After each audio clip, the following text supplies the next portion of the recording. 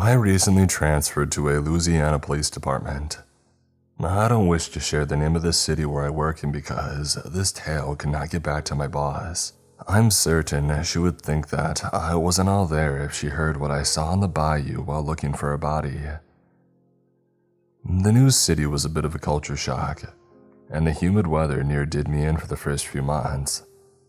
Before the Bayou case had started, I met an odd person while on my lunch break that gave me hints of how strange this new city really was. There is a fish shack nearby my office. It was mostly outdoor table space to eat, but I normally would bring my lunch back to eat on my desk. I hated sitting outside in the sun trying to enjoy a meal. While I was walking past the seating area, I noticed something that made me pause. A boy, barely a teen, was sulking around the trash can. And I mean sulking.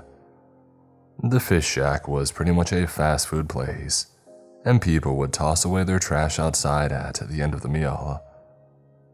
The boy watched as a couple got up and tossed a styrofoam container away, with a few fries and a small piece of fried fish inside.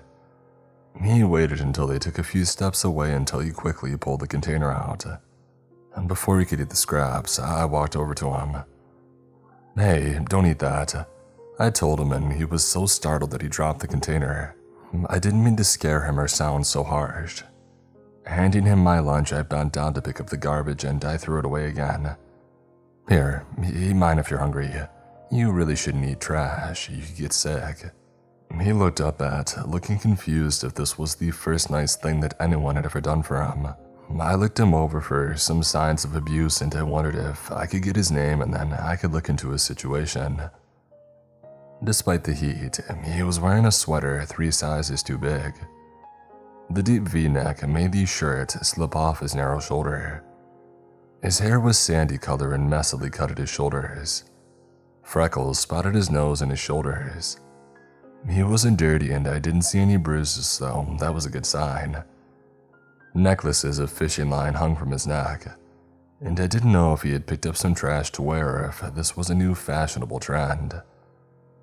"Are you sure that I can have this?"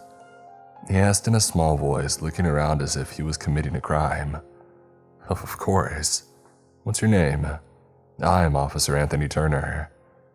I flashed my badge, hoping that it made him feel safe talking with me. He slowly took out a fry and ate it, debating on if he wanted to talk. "Catfish," he said finally. The one word confused me. I did order fried catfish with a side of fries, but it took me a few seconds to clue in that he didn't mean my lunch.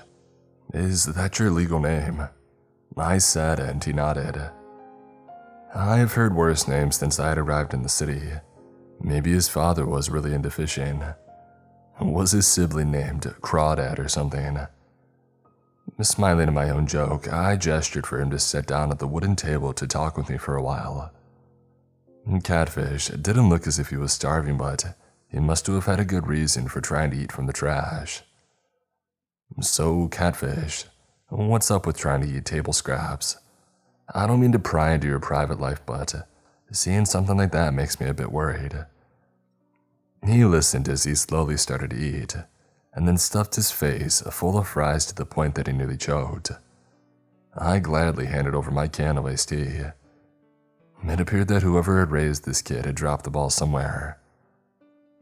"I've wanted to try some food here for ages. It smells great, but I don't have any money. Oh wait, I've found a few coins here and there. They're not on me, so I don't know how much they're worth. I guess I got desperate," he explained after drinking nearly the whole can of iced tea in one gulp. "Thank you for giving me this. It's a nice treat and I'll pay you back one way or another." He gave me a wide smile that looked a bit too long for his face. Normally large mouths look unsettling, but his made him similar to a happy frog. Catfish was a good kid at least. It made me worried that someone may take advantage of him, and was glad that I was the one who had spotted him first. I gave him a wave at the offer to pay me back for lunch. "It's fine. I don't mind buying you a meal. But can I ask if you're doing alright? Are you eating enough at home? And it's a Tuesday, isn't it? Shouldn't you be in school? I sounded like a worried parent. These questions would be enough to scare anyone off, but he listened while eating a bit more carefully this time. The first bite of the fried catfish made him so happy that he tapped his feet on the ground, causing his flip-flops to make a slapping sound for a few seconds. After he could focus, he went into answering my questions. I mean, just fine. I can catch enough in the bayou to stay well fed for most days. I was taking care of someone who couldn't be alone, so I couldn't go to school. I don't have plans on moving, so I don't really need schooling. The bayou provides me with everything that I need, aside from the rare treat like this meal. He was smiling again, but I crossed my arms thinking it over. He appeared happy, and I should drop the whole thing. I felt as if he was a bit too young to be on his own. I've heard about people living in the bayou before, but I always assumed they were the old hermit type. As long as he was healthy, it was none of my business, no matter how I felt about it. Do you have a cell phone or a computer at home? I asked as he shook his head. Well, how about you meet me here every Tuesday and I'll buy you lunch? His face lit up. Quickly, he forced down his excitement, shaking his head, feeling guilty at accepting such an offer. It is a kind offer, but it's hard for me to accept something for free, he admitted. You can catch things in the bayou, right? My partner makes killer crawdads, but never have time to catch fresh ones. How about you bring a few over and we can do a trade? I wasn't even finished speaking when a hand shot out for us to seal the deal. I let out a laugh and I shook his small hand. Catfish now didn't hide how happy he was to try different things on the menu without needing to dig around in the trash can. My lunch break was about up and I should be back at the office a few minutes ago. I double-checked to make sure that Catfish was really doing alright and we made a promise to meet next week. I wanted to get his last name, but I didn't push for it. Next time we spoke, I would ask him. One Tuesday rolled around, I met him at the fish shack as promised. I ordered whatever he wanted to try. This time it was a fish burger with extra everything on top. I may have been spoiling him a little bit. The only problem came when he upheld his end of the bargain and brought a tub of live crawdads. The tub was sealed with air holes on the lid. I heard them angrily scuttling around and didn't expect them to be still alive and out for revenge. I didn't have a plan on how to deal with them in the office, but I didn't bring it up to Catfish as he happily ate his lunch. We parted ways and I took the tub back to the office. My partner was very confused as to why I gave him a bunch of live crawdads in the middle of a workday. He lived close by though, so he swung by his place to hand them over to his wife to deal with. I didn't have the heart to tell him more would be coming every Tuesday. For a few weeks, I spent meeting up with a boy I barely knew anything about. He refused to give me a last name, saying that he had forgotten it. I didn't pressure him into telling me anything that he didn't want to. The only facts that I knew about him is that he lived off the land. His parents were long gone, and he was very skilled at catching crawdads to my partner's dismay. Our Tuesdays would have continued on like that if a big case didn't break. A girl went missing, and that her body was found in the bayou 2 days later. And then another poor girl, and then another, but her body wasn't recovered. And because of the case, I became too busy to meet Catfish at lunch. He fully understood and told me that he was rooting for me to find the killer. I wasn't a detective and only had a very small part of the case, but still wanted to do my best to help. I only chased down leads that the detectives didn't have time for, or took over different office tasks to free up other manpower. The constant overtime lasted for 3 months until a huge break had happened. A suspect was identified. From what I heard, he tried taking a girl on her way home from school. What he didn't know was that the girl had taken mixed martial arts since she was a child. A high school student took him by surprise and kicked the crap out of him. No other way to put it. But sadly, he got back into his car and drove off, but left behind enough blood to get a name from previous assault charges. This man was careful enough not to leave any DNA behind on the bodies, and messed up by picking the wrong victim. We didn't know for certain that it was the same guy, but we felt the odds were pretty good as it was. Unfortunately, the suspect was not at home when a few officers did a house call. A boat was registered in his name, his car parked at the docks with fresh blood left behind, but his boat nowhere to be seen. From witness statements, he had gone into the bayou and yet to come back to the dock. So, we had an idea of who had killed those girls and when in the bayou. Only 2 bodies were recovered and each were found in popular catfishing areas. We had a murderer and 1 more body to find. I volunteered to be a part of the search party even though I had never been in the bayou before and never been a part of a search party either. I was paired up with someone who did have experience in both. The department only cared about having manpower out looking and didn't care if I didn't know what I was doing. Before going out with the search party, I listened to some advice and bought some high rubber boots. They turned out not to be tall enough though, but at least they kept my feet somewhat dry. Going out into the swamp, chasing down a killer was nerve-wracking. I listened to the briefing very carefully. Everyone was paired off and we double-checked our equipment. My new partner was impressed that I had brought along spare batteries for the radio, but shook his head when I had forgotten the bug spray. We shared some after introducing ourselves to each other though. "I'm Trevor Kelsey, just stay close and watch out for gators," he said, and he wasn't joking about the gators. I was extra nervous from those words. I took my time shaking his hand, putting off going into the swamp. I finally released Kelsey's hand so I could follow him to the boat that would take us to our search area. And the bug spray didn't do too much. My arms itched and my clothing was damp from the humidity. And the search was already miserable and we had barely gotten started. Keeping all of my complaints silent, we walked along in the swamp, my feet sinking in every step. Our team was looking for the last missing girl. It'd be nice if we could find and catch the culprit, but everybody thought that he was long gone, or hiding somewhere nicer than the swamp. Since the other bodies were found in fishing areas, the rest needed to be checked over. Some places could only be reached by boat, but sometimes you could walk part of the way depending on the water level. I scratched my arms, convinced the bugs were biting away at me. Sweat dripped from my nose as Kelsey kept his pace low, so his novice partner could keep up. "Hey, sorry I'm slow." I apologized after we needed to stop because my foot was stuck. It took me a minute to get it free and to carry on.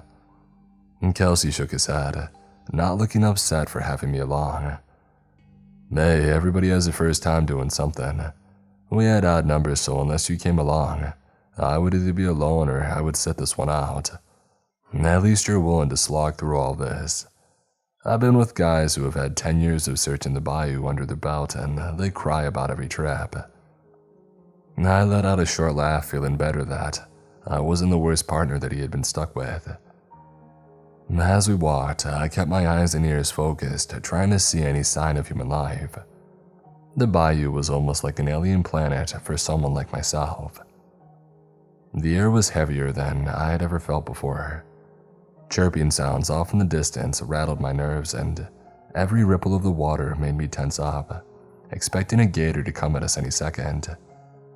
I didn't understand how anyone could live here. Did catfish really stay in the bayou, or was this place a small shack just on the edge of it? I mean, the place was beautiful and yet it felt dangerous too. Kelsey noticed how nervous I was and started up a conversation. "I'm scared something's gonna jump out and get ya," he asked in a joking tone. "Well, actually, yes," I admitted with no shame. He laughed at me, shaking his head. "If a small kid like my lunch friend could live out here, it couldn't be all that dangerous, right?" I really wanted that to be the case, as my foot yet again got caught. I heard a sound off in the distance before Kelsey started speaking. My head turned away from him, and I half listened, trying to find the source of the other noise. Don't worry about it. The key thing is to stay. I was looking off into the swamp through the mossy trees when Kelsey suddenly stopped talking. When I turned to ask him what was wrong, I felt my heart nearly stop. The man that was only a few steps away a second ago was gone. Not even any ripples on the water remained, but that didn't make any sense. He was right in front and didn't have any time to walk away. There weren't even any trees wide enough to hide behind. Wanting to believe this was a prank on the new guy, I stayed in the same spot, scanning the trees.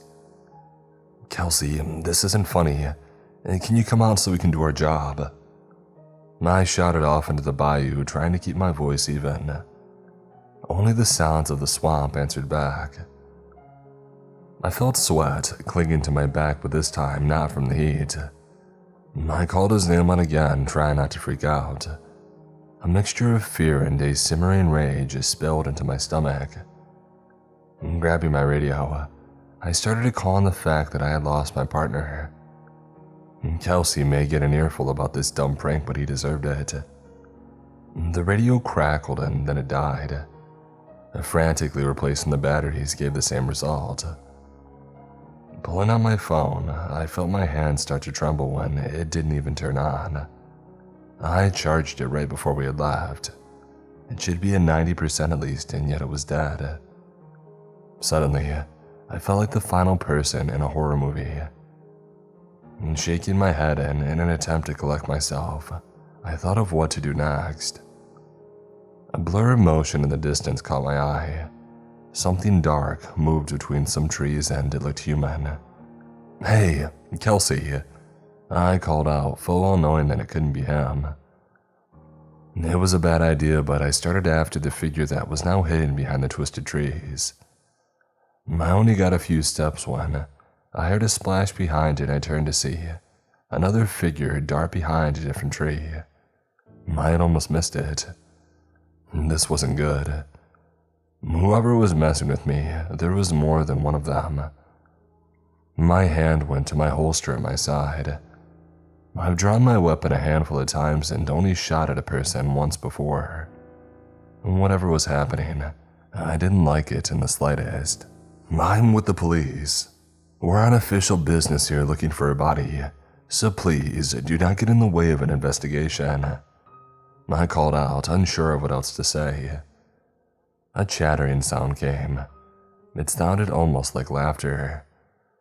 I was not going to take the friendly approach any longer. Weapon drawn, I scanned the trees looking for more of those dark figures as that horrible sound echoed around. Air caught on my lungs when the sound stopped and I saw the cause. A massive shadow started to swim through the water in my direction.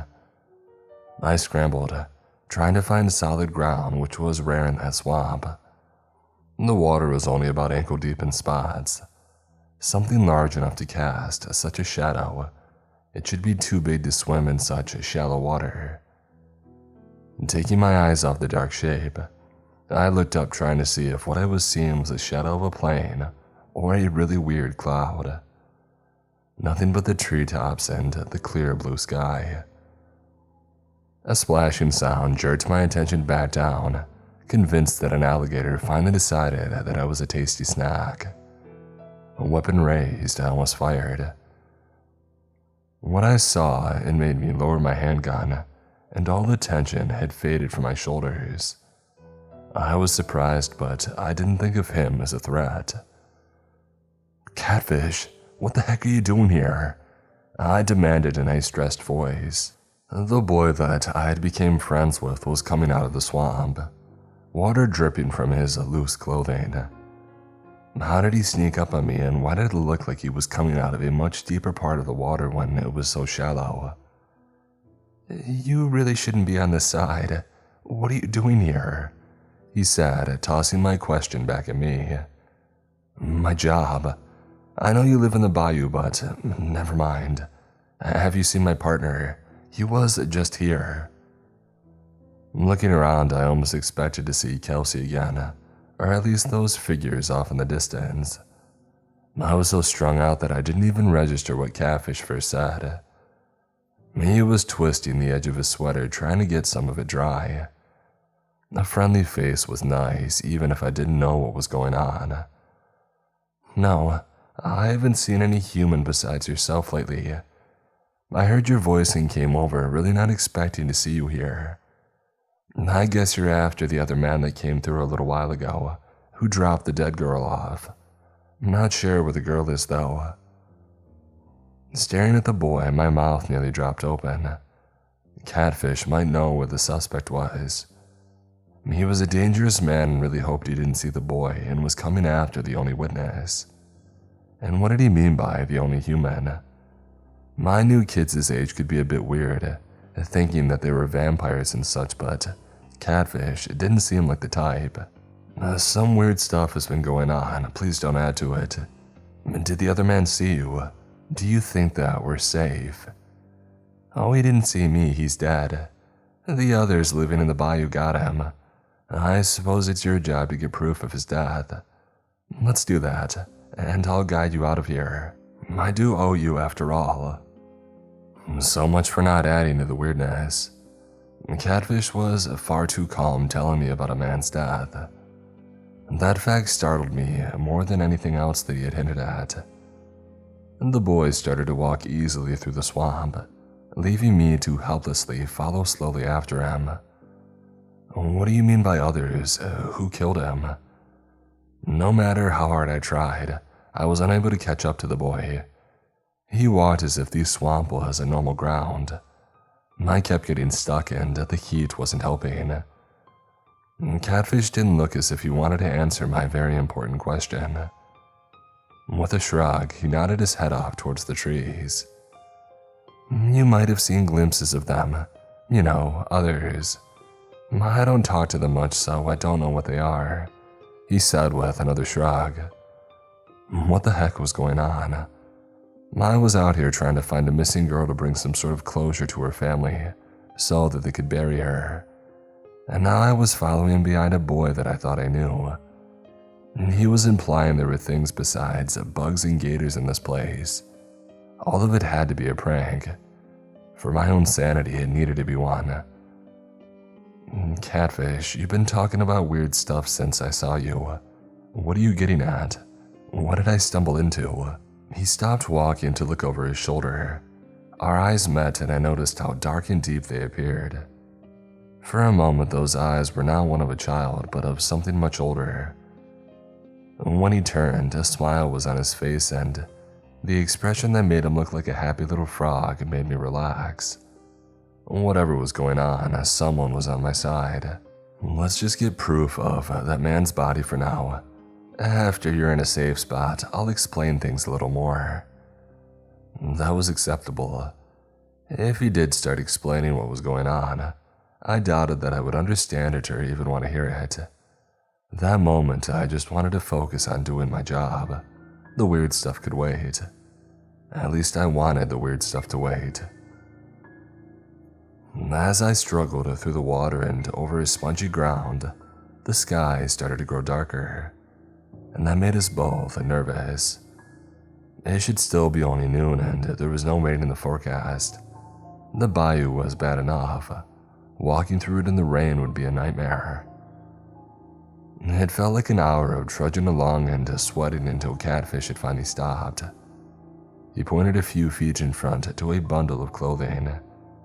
At first, I didn't notice those rags still had a human inside. The smell was awful. Pulling my shirt over my nose, I walked towards it, Catfish staying behind. He shouldn't see a terrible sight like this. Normally, insects would make a meal out of a body out in the open like this, but none touched it. The body was face down, meaning that I needed to flip it over to try and confirm the man's identity. I didn't want to contaminate the scene any more than I already did. Pulling out my phone, I checked up, begging it to turn on, so I could take photos and document the position of the body. A miracle happened and it flickered to life. Wasting no time, I tried calling my boss, and then 911, but nothing went through. At least I could take the photos that I wanted. When I thought that I got enough photos, I finally forced myself to grab a stick to roll the body over. My stomach tightened and I nearly lost my light lunch as the body bobbed in the shallow water. He wasn't dead for very long, I could tell that much. Right away I knew this was our suspect, but I was unable to snap a photo of his face right off the bat. I lost my lunch when my eyes landed on his torn open and empty torso. A wild animal had gotten to him first, the water washing away most of the blood, leaving the body. In training, I had seen things like it, but never was he one to be the first to discover one. As I was recovering, a sound came from my hip that nearly made me jump out of my skin. My radio crackled to life. It was only static, but it gave some hope of getting someone over here to help. And because I was so focused on the radio, I wasn't paying any attention to Catfish suddenly moving closer. Come in, this is... Only a few words left my lips as the soggy ground from under my feet was gone. My body sank like a brick in deep murky water, the foul-tasting water entering my mouth before I could hold my breath. Sinking down, the water became colder and I nearly screamed when something touched my ankle. It was a hand, and at first, I assumed it was someone trying to help. Until more hands came clawing through the cold darkness, grabbing any part that they could. I wanted to scream, and if I did, I would die. My lungs wouldn't hold for very long. A short while ago, I was with Kelsey and my only worries were of an alligator or a serial killer. But now the Bayou reached out to take my life, and there was nothing that I could do about it. My arms were pinned from the countless hands. I couldn't even try to struggle to the surface or grab my handgun as a blunt object to attack the cold hands. Regret flashed through my mind. Lungs about to burst, my brain went through everything anew, trying to find a way out of this impossible situation. Just as my time ran out, the hands let go to scatter back into the dark. Someone else took a hold to save a scared novice officer from nearly dying. Coughing and sputtering out of the grimy water, the ordeal left it impossible to see my savior for a few minutes. Yes, I was thankful to be alive but confused over what the heck had happened. "Turner, you alright? What the heck, man?" Kelsey's voice cut through the panic of nearly dying.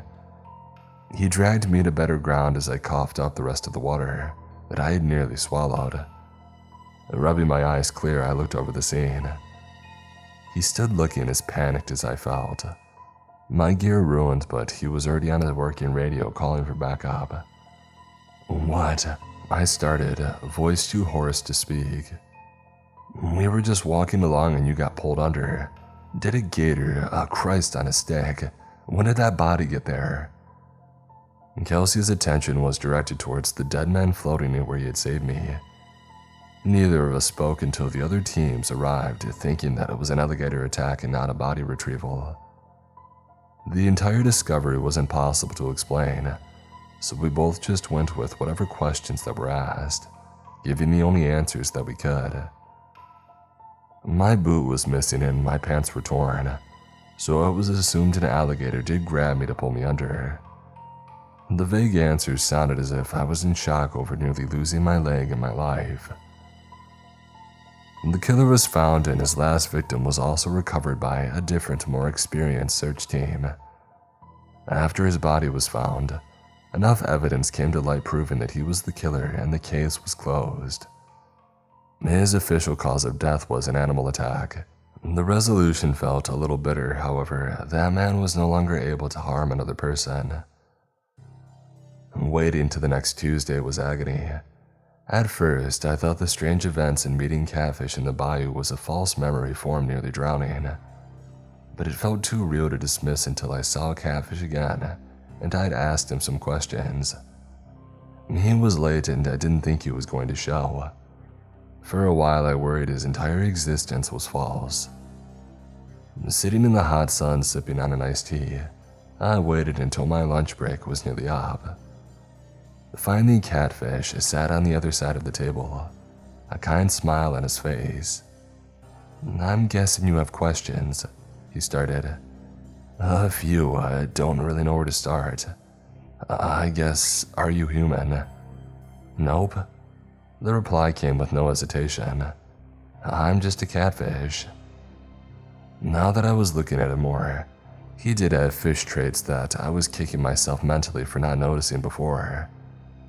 His oversized sweater sleeves looking like fins, his messy hair poking out on both sides of his head, almost like whiskers, and his freckles these same kind of spots a catfish skin may have. His smile now looked more like a fish than a frog the more that I looked. He even wore fishing line and lures. I mean, how obvious could he be? Just a catfish, I repeated, looking the boy over. Normally humans can't see me. You have really good eyesight, and because you're interacting with me in my human form, others can see me as well. But the issue is your sight was too good. You accidentally got on the other side of the bayou where I live, and the other things hunt. If I didn't drag you back to your side, then you would have been taken by the same ones that killed that man. I'm not the type to really stick my nose in business like that, but you bought me food and I did all you want. Sitting back, his answers played through my mind. It explained why Catfish didn't bring any crawdads this time. We were even. I mean, heck, I owed him now. In a way, Catfish only gave a vague description of what happened and what he was, but it was good enough for me. I didn't want to know about supernatural things happening deep into the swamp, but if I stayed at the department, I may need to go back into the bayou again. Moving and finding a new job sounded like such a hassle when there was a better option. If I buy you lunches, would you be able to keep me from going out of your side of the bayou if I need to search it again for work? I asked, hopeful. Catfish made a show of humming of the idea. When the smells of the fish shack drifted over on the wind, he broke down, unable to keep up his act. With a sheepish smile, he gave a small nod. If you make it Tuesdays and Fridays, I can make sure that you don't slip up again. Reaching out my hand, we shook on it. My wallet may take a hit, but it was better than uprooting my life or dying in the swamp. And plus, Catfish was a nice kid. In the very least, he deserved a good meal twice a week. I was still adjusting to a move across the country and a new job. In the past few months, I'd made a habit of buying lunch for a boy named Catfish. Before I met him, I didn't believe in supernatural things, but after a trip into the bayou, I was forced to see that there was something beyond natural in the world. Somehow, that fact didn't shake my view on life. I carried on like normal. As long as I stayed away from those supernatural threats, I would be safe. At least that's what I assumed. 2 days a week, I spent my lunch break with Catfish, who was, well, a catfish. He appeared human, but I knew that he was something else. Maybe not just a fish, but something much more dangerous. Because I bought him food, we became friends. He promised to protect me if I did slip up and come across something unnatural threatening my life. He was such a powerful thing in a small body. I never needed to worry about losing a fight. Again, that's what I thought. On my lunch break, I was at our usual spot. Catfish hadn't shown up yet, and I was worried about it. He never missed out on getting free food. The only time that we didn't meet is if it was my job got in the way. As the minutes passed by, I grew more anxious about him. He didn't own a cell phone, and there was no way to contact him to see if he was alright. Just as it felt as if my nerves were going to get the better of me, a man stopped beside my table. At a glance, it was obvious that he knew Catfish and he wasn't human. His hair was long and unkempt, eyes so light that it looked as if they didn't have any color to them, and they stared me down. He was wrapped in a blanket. Torn and dirty and bare feet stuck out from under the sheet. He gave me a cold stare, face somewhat hidden behind his hair. Oddly enough, it felt as if I've seen him before, but I could not place his face. Catfish is in trouble. You need to save him. Follow me. Giving me no time to respond, he turned and started away. My stomach sank. Images of that kind boy flashed through my mind as I got up stumbling over my own feet in a rush to follow the man. I called into work saying that a family emergency came up and that I needed the rest of the day off. Since I have yet to miss a day, my boss let me call in on short notice. I kept asking these stranger questions about catfish and what was going on, but he didn't respond. Instead, he paused, looking me over with a face that could freeze fire. "Do you own a car?" I nodded, and this time he followed me. It was only a short walk back to the office, and yet each second passed impossibly slowly. When we got to my car, he sat in the passenger seat again, not speaking much. Other than giving me direction, he refused to answer any important questions. We drove to a small dock with a rowboat at the end. He stood in the front of the boat facing away, keeping perfect balance as I swayed the small craft getting in. The moment both my feet were on the wood, the boat started to glide down the water on its own. After what happened the last time that I was in the bayou, I wasn't keen on entering it again. My stomach twisted in stress and fear. I wished the boat would go faster so I could find my small friend and hopefully get him out of trouble. I didn't understand what I could even do. I was human and I felt helpless against any supernatural threat. The boat steered through narrow waterways, the bayou around us an amazing piece of nature full of creatures and life that I would never fully understand. It was still early in the afternoon, and yet the light surrounding us looked golden as if the sun was setting. I spotted catfish before the boat even reached him. It needed to steer around some wet but solid ground. The boy was on his back, covered by a dirty blanket on a soggy bank. I didn't wait for the boat.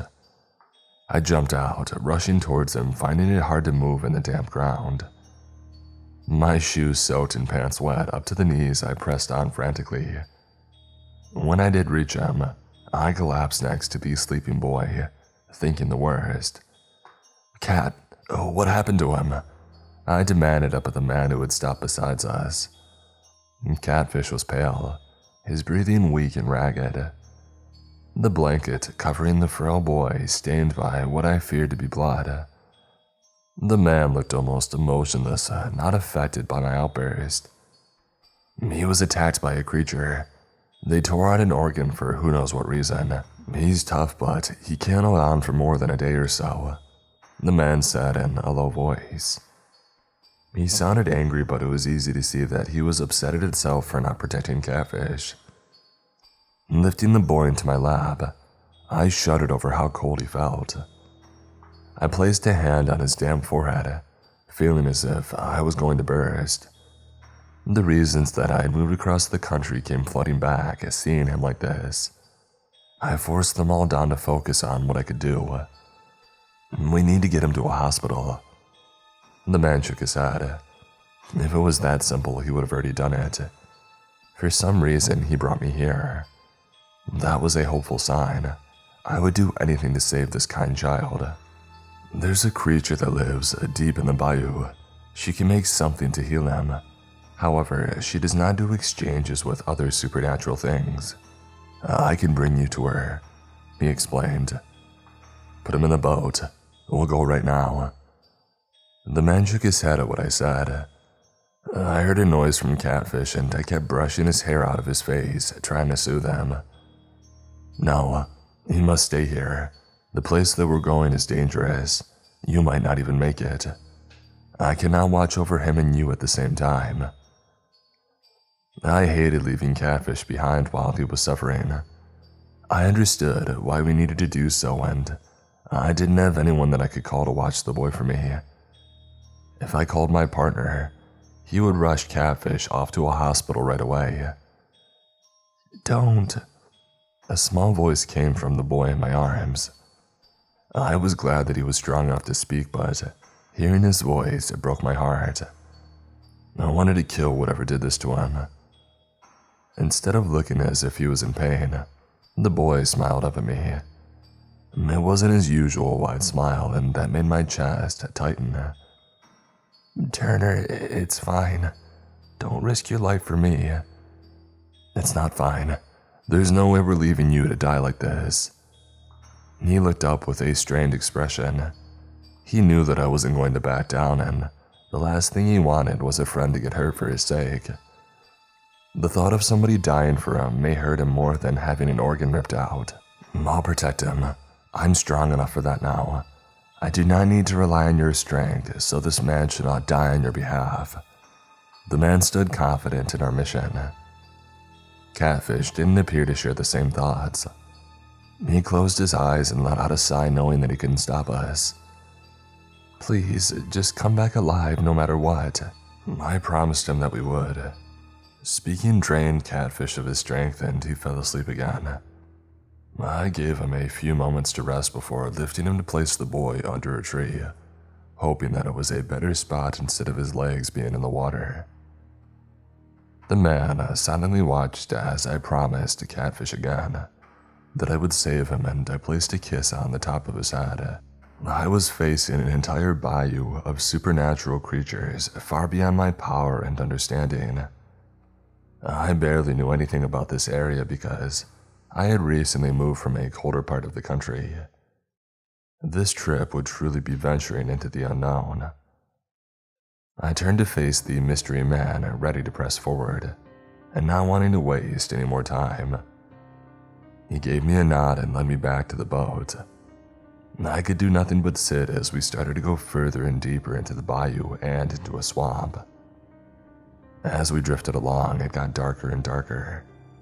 The man took a thick stick from the bottom of the boat, and he wrapped some fabric around the end to make a torch. After he lit it, he stood at the front of the boat again, the fire lighting our way. Due to the darkness, it was impossible to see past the firelight. I heard things chattering off in the dark and splashes of water around us. My handgun at my hip. I felt jumpy, ready to draw it. A gun might not be much against the monsters in this place, but it was better than nothing. Finally, the boat hit land and we got off onto damp ground that my feet sank in every step. Hyper aware of everything around me, I followed the stranger, being guided by the faint light. The man hadn't introduced himself, and the feeling of seeing it before never faded. It was either solving that mystery or letting the fear of the dark take over. Have we met before? I asked him in a low voice. No, he didn't even take his attention off the path. I knew his face but not his voice. A twig snapped and I couldn't see what caused it. Because my guide didn't appear worried, I didn't stop walking. My palms felt sweaty from stress. I just wanted us to hurry and save Catfish, but we remained at a slow walking speed. You have a gun, correct? Don't use it unless needed. It will not kill anything here, it'll just upset them more. He warned and then gave me a quick glance over his shoulder. Do you work at the police station that we took your car from? That was a bit of an off-topic question, but I nodded. He didn't elaborate on why he had asked. Suddenly, I remembered why I knew this man when I thought of his face at the station. Every day I walked by his photo on the way to my desk, along with photos of other fallen officers from that station. You're Troy Gavin. What on earth are you doing in the swamp? I blurted out. His pace stopped for a moment at my words before carrying on. At some point, this man was human and worked as a detective 2 years before I got the job. I had heard some about his past and it was slowly coming back in bits and pieces. He had disappeared and was assumed dead, but there was a reason that I was forgetting. It's a long story, he started. I have nothing else to do. I don't mean to pry if you don't want to tell me though, I commented with a shrug. Another glance as he decided to answer my questions. It was a sign that we were in a safer part of the bayou if he was still fine speaking so casually. Well, I worked as a detective in the same station that you're at. Some little girls were being kidnapped and I was able to track down the guy, but the problem was, it was a priest. A combination of a good lawyer and his flock giving him a false alibi got him off of the charges. We walked, Gavin's voice low in the oppressing darkness around us. The torch flickered and I started to feel a terrible pit of ice forming in my stomach. Details of the case that I heard about came back to my memory, and I regretted asking Gavin about it. I knew what that priest did when he got off free. Gavin continued on regardless. When he got out, he did the same thing to my 10-year-old sister. I felt cold and I needed to stop walking. Gavin also stopped and half turned in my direction, his face with a hard expression. I never should have asked. I shook my head, trying to clear it. I'm so sorry. I bet that lawyer and the people that vouched for him couldn't forgive themselves for helping a monster like that. For a moment, Gavin almost looked amused in the firelight. Something reflected off his finger, and for the first time, I noticed a wedding band. He gave up a married, normal human life, and he turned into something else. I knew the priest was dead, but didn't hear the details of how that had happened. New cops normally didn't get the down low on all the older cases, unless they were really interesting or relevant. The lawyer quit. The ones who gave the false alibis had their lives ruined in some way or another. I could arrest the priest for my sister's murder, but I wanted everyone to suffer. I wanted that lawyer to lose everything. I wanted to mess with him in the most painful way possible. In the end, I did so. I found the 3 words to say that would utterly ruin him. Swallowing the lump that formed in my throat, I almost didn't want the answer that I asked for. A girl died, but that man was only doing his job. If he quit after, he might not have known the priest was guilty, and just did what he was hired for. I didn't know how I felt about Gavin taking revenge on the man. What did you say to him? I asked in a strained voice. I love you.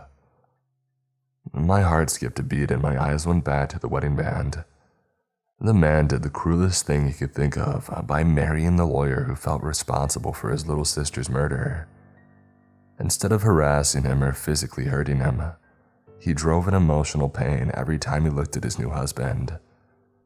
I couldn't imagine being so heartless to do such a thing. When I didn't respond, Gavin turned to carry on.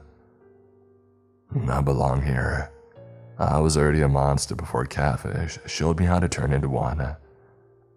His voice was low and we started walking again.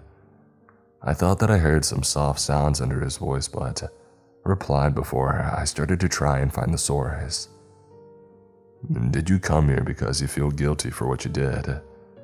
I asked, unable to keep the question unspoken. Suddenly, sound erupted from behind. It was something that did not belong in a bayou. It was so foreign and unnerving that I couldn't help myself from turning around, trying to find out what was making it. It was clapping. Not scattered clapping, but rhythmic clapping, as if hundreds of people were all clapping at once, and in a beat only they knew. Don't look at them, Gavin warned, and it was too late. When I looked, the darkness came away all at once. The bayou looked like it was at dusk with enough light to see by. My eyes adjusted as I saw countless figures crowding between the mossy trees. They clapped but stopped the second that my eyes landed on them. All stood frozen in time, hands raised similar to a prayer. Each and every one of these people were dead. Glossy blank eyes stared as these smelled it. Rotted flesh peeled away from bones and clothing hung off their thin frames. My mouth opened to scream, but no noise came out as all at once they rushed forward. A hand wrapped around my eyes and Gavin grabbed around my shoulder from behind to draw me closer. I felt the air rush past as those figures ran by, the clapping starting up again. I screamed and then, but the noise being drowned out by the clapping sound. As suddenly as it had happened, it had stopped. Gavin lowered his hands and went back to the still lit torch that he had dropped. I was still trembling and breathing hard and not understanding what I just saw. The light faded back to a darkness that made it impossible to see if there was more of the dead looking at us. "What?" I croaked out, unable to walk. Gavin took my arm and dragged my shaking body forward until I could take some steps of my own. He wasn't afraid in the slightest. That fact made dread spread through my entire body. I had just witnessed the most frightening thing in my entire life, and it didn't even faze him. "That was just the tide. Don't worry about it. Unless you pay attention to them, you won't get swept up in it," he explained. "That, a tide, this place. Could I ever understand anything about it?" I asked. He paused and shook his head. He could tell me everything about this side of the bayou where he and Catfish lived, but I was a human. I would never understand what creatures roamed and the reasons for their existence. If I was lucky, that army of the dead would be the only thing that we came across. I wasn't. Keeping a hand on my sidearm at all times, we pushed on. I didn't even dare slap the bugs away, trying to make a meal out of me. The further that we went, the more the darkness fought against the torchlight. I needed to stay on Gavin's heels to stay inside the light. He was also looking tense. Beads of sweat ran down his face, the man looking ready to attack at any moment. Squinting, I thought I saw something beyond our light, a small dot of color. We slowly got closer and the color grew larger. It appeared to be a flickering light, a candle maybe. Hope filled my chest for a second. "Is that?" I asked in a whisper. Something in the darkness reacted to my voice. A large claw came down on Gavin, causing him to cry out in pain. It tore away his clothing and took parts of his chest with it. The torch was dropped and somehow he had managed to push me back and out of danger. I watched horrified on the ground from being shoved so hard that I fell over my own feet. Gavin clutched at his bleeding chest and growled at whatever had attacked a second before. "The hut is a bit ahead of us. Run towards the light," he shouted over his shoulder. The claw came back into the light and he jumped back, causing his wounds to spill blood over the ground. I stood on trembling legs, wanting to help. My gun was out without being aware that I drew it. "I can't leave you," I said sternly. "Don't be stupid, just run. I'll be fine." His words were nearly cut off by the claw coming back. This time he grabbed a hold of it by the wrist, his fingers digging into the black-scaled flesh. He did not in fact look fine. Even so, I needed to trust him. I couldn't do anything else. I ran, leaving him behind with the torch. When I was a few feet away, I realized that what he was waiting for. He could not fight back unless I was out of the way. A roar along with the sounds of trees being torn from the earth made me look at where Gavin once stood. From his form burst forth a massive creature. The man was not human, but I never imagined what he truly was. Flames burst from these small torch to surround his true body, swirling dangerously. I felt the heat from where I stood. A giant tail came crashing through and knocked thin trees aside. In the middle of those glowing flames stood an albino alligator. He tore through the darkness, large whips of his tail nearly missing me as I fled. The creature could easily tear apart the bayou if it wished. I ran away from the scene towards the flickering light in the darkness. Tripping along, I didn't slow down. The battle that I left echoed through the dark. No matter how much I pushed, it felt like that small flicker of a candle wasn't getting any closer. A hand darted from the inky black, grabbing a hold of my arm. I shook it off to keep running. When I nearly drowned, countless hands tried to take me down into the water. Now, they were trying to pull me into the never-ending darkness. They tore at my clothing, ripped and doing their best to keep me still. But I wasn't going to give up. I refused. Catfish was going to die unless I kept running. He couldn't save me this time, and Gavin was busy with bigger threats. More and more of those hands grabbed as I pulled my body away. I felt like I was walking through molasses, and yet the candlelight didn't get any closer. The moment that my body nearly gave up on its own, I slammed into something. Fumbling in the dark, my hands ran along the wall that I was against to find that it wasn't a wall but a door instead. Finding the handle, I put everything that I had left to push open the door, and I fell into the small hut. I collapsed to the wooden floor, unable to stay awake any longer. I woke up not knowing where I was or how long I had been out for. Sitting up, my head felt heavy and my body throbbed in pain. I was in a small hut, candles burning for light and a fireplace on the far side of the room burning away.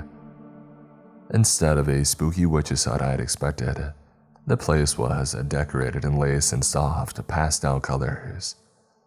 Plush armchairs and couches looking like they were from the 60s sat.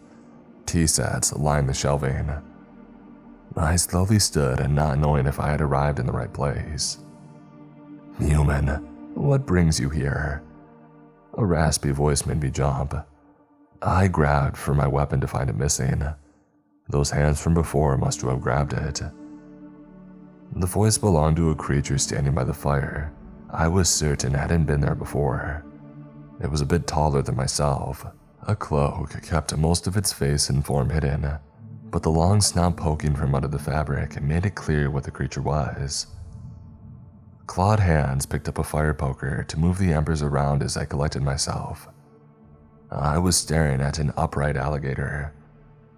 A long tail came from under the cloak, leaving drag marks on the dusty floor. Catfish is hurt. I've come here for some help. Miss." No one had told me this creature's name. All I knew was that it was a female. After poking the fire some more, she replaced the poker. Finally, she turned her half-hidden face in my direction.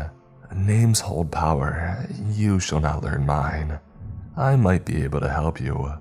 Are you aware that there shall be a price for my assistance?" Her voice was low and hard to hear as if she didn't speak often. "Anything to save him, please. I can't let Cat die." It wasn't wise to show how desperate I was, but after everything, I couldn't hold it back. A soft sound, almost like a laugh, came from her as she walked over to a table holding countless teacups. "Things. I do not desire things. They are boring." With those words, she dropped the teacup, letting it shatter on the floor. But words, they are not. They hold power. They can amuse me. My price to save Catfish is simple. Answer my question. Why do you wish to save him? As she spoke, she walked over until her snout almost touched my face. I felt myself start to sweat from the stress. I mean, what did she mean? Why did anyone need a reason to want to save someone? It was just something people did without thinking. There had to be some sort of trap in this simple question. He's a good kid. Of course I would want to save him. I answered and it didn't please her. A kid? That creature is almost as old as the Bayou itself, but I suppose he never truly matured. But that is not your true answer. I ask again, why do you wish to save him? Things that I wanted to forget started to creep in. The reasons for moving and leaving everything behind. The reasons why I changed my entire life and went somewhere I knew nothing about. This creature knew it was related to why I kept buying lunch for Catfish, and why we still spent time with each other. I shook my head, trying to banish the thoughts. It's just, there isn't a reason, I lied. She gave out a hiss. Backing away, I felt words catch in my throat. I knew that she was about to toss me out. Unless I said the truth, Catfish wouldn't be saved. And yet admitting my shame was harder than fighting through the bayou. I just wanted to forget everything, yet it was my past that could save someone that I cared about. I stood, trying to speak. It was like a nightmare where I couldn't even scream. That single word broke it and the rest flooded out. I wanted to save him because my girlfriend had miscarried and I'm scared that I won't have kids. She never wanted any and yet it just happened. I don't know how badly I wanted to raise a child until we had lost ours. For months, I kept thinking of the possible outcomes of what it could have been, and what never happened. My son or daughter had died that day, and my girlfriend nearly did too. Christ, I'm such an awful person that I cared more about not having a child more than her life. So, I moved to thinking that it would be better for her. When I saw Catfish, I felt as if he was the child that I had never met. I'm such a piece of crap. I want to save him because I'm using him as a replacement. Tears came to my eyes and I kept my head down, unable to meet the creature's gaze. Admitting everything for the first time out loud hurt more than anything else in my life. Cutting an arm off would have hurt less. It was something that I could never forgive myself for. Regardless of how I saw Catfish, he didn't deserve to die because of my feelings. The creature let out another hiss, but this time it sounded as if she was laughing. You humans never cease to amuse me. Fine, wait a second. My head shot up, my chest feeling light, hoping that I had heard her right. She shuffled around, digging through cupboards and teapots, and finally she found what she was looking for. She walked over to hand me a vial of clear liquid. Pour some of this over his wound and make him drink the rest. Now hurry and get your disgusting alligator out of form here. He's making the worst racket and I can't stand it. The thank you was stuck in my throat, but instead, I raised an eyebrow at the alligator comment. She waved a hand in a shooing motion. I'm a crocodile, do not confuse me for those inapt swamp creatures.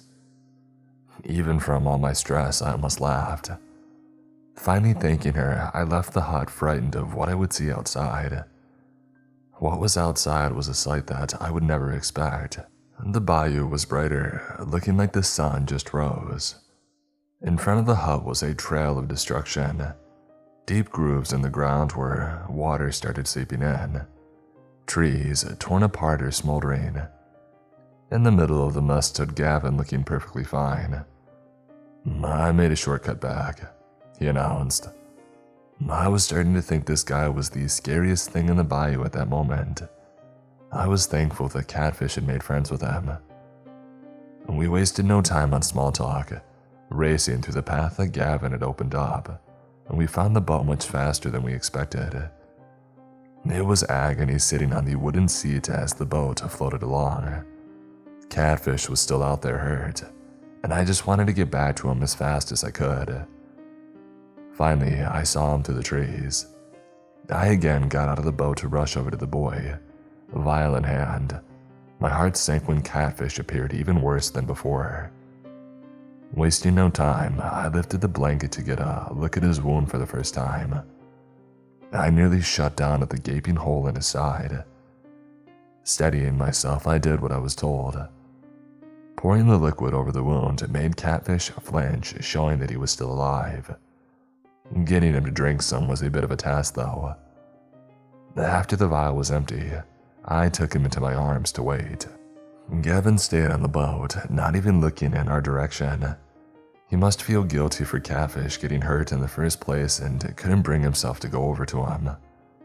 I wasn't sure what I was waiting for. As I held the boy, his wound healed when I wasn't paying attention. He coughed a few times and then sat up with his own strength. Looking around confused, his eyes landed on me, alive but worn out. Unable to help himself, he crushed my ribs in a tight hug. I was worried you weren't going to come back. Promise me that you'll never do anything stupid like that again, Catfish scolded. I hugged him back, so thankful that he was alive. Going through any kind of nightmare Bayou was well with his life. His clothing torn, he looked just as bad as I did. Giving him a proper look over, I noticed something different about the boy. It was hard to place. His freckles were toned down slightly, and his mouth didn't appear as wide as before. It appears the one who kept me alive has a terrible sense of humor. Looks like I was healed but also turned into a human, Catfish announced after looking himself over. What? Why? I asked, shocked. Well, I lied to you before when I said that I was only a catfish. I'm something else. But because humans would not understand my form, I went with the name of something that I resembled. The organ that was stolen is something that humans do not have. So if I'm a human, I would no longer be dying due to it missing. My mouth dropped open as he spoke. It made sense in a way, but was it really easy to change what he was instead of just healing him? Or maybe that woman did it for a laugh. What are you going to do now? I mean, can you live here with all those dangerous monsters around? Do you think that Gavin can watch over you? Catfish looked over at the man standing in the boat, watching us before shaking his head. I suppose this will wear off and I'll return to what I was before fully healed, but I don't know how long it'll take. There's a chance that I'll survive here until then, but it is a dangerous place. I guess that I'll just have to make it work. He nearly died, and yet Catfish didn't look concerned. He gave a shrug and not worried about his future. After all, we met because he was alright trying to eat from the garbage. He might be just fine being homeless, but I couldn't let that happen. You can stay with me, I told him.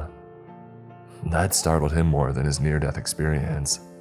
Shaking his head, he was refusing because he was embarrassed rather than not wanting to take my offer. I couldn't, he started shyly. This is a selfish offer on my part, I told him.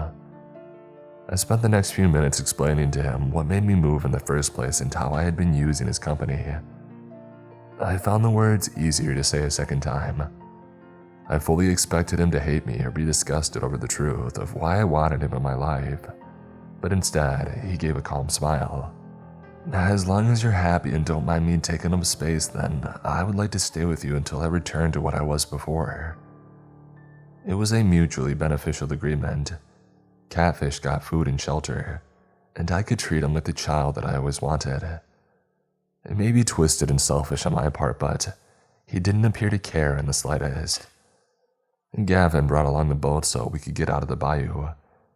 Catfish was still exhausted, so he fell asleep as the boat drifted along towards the dock. Staring at Gavin's back, I felt a little guilty for taking Catfish away. Is this all right? I asked the man. As long as he's happy, then it is. We didn't speak again until the boat bumped against the wooden dock. I lifted Catfish onto my back to carry him off the boat. Pausing, I looked at Gavin, who still stood in the boat, giving me a cold stare. You should go back home. You don't belong in the bayou, I told him. His face twisted in a snarl at those words. For a moment, I thought that he would attack. I told you I'm a monster. I do belong here, he hissed in rage. You kept the wedding ring, I replied in a soft tone. His face fell and then he turned it away, looking distraught over the fact. He couldn't hide the fact that he loved the man that he had married. The relationship may have started out as revenge, but it turned into something more than that. I wondered if his partner was hurting more now that he left. I walked back to the front of the boat and it started to drift away from the dock. I'll think about it, Gavin said finally before he got too far away. I watched until he was out of sight before turning away to bring Catfish home. In the days after that event, I told my boss that my nephew had arrived and I was taking care of him for a while. And Catfish would drop by the station to bring me lunch on days that we didn't go out. Everybody loved him. I wanted to put him in school, but because he didn't have any kind of paperwork, that was impossible. So instead, we started on worksheets found online as homework. Neither of us knew how long he would remain a human for. It could be a year and it could be longer. Until he returned to the bayou, I was glad to let him stay. A few months after taking in Catfish, I walked into work and noticed something different. A small change that made me smile. Troy Gavin's photo was taken down from the fallen officer wall. He might not have returned home, but at least people now knew that he was still alive. It was a small step and I was proud of him.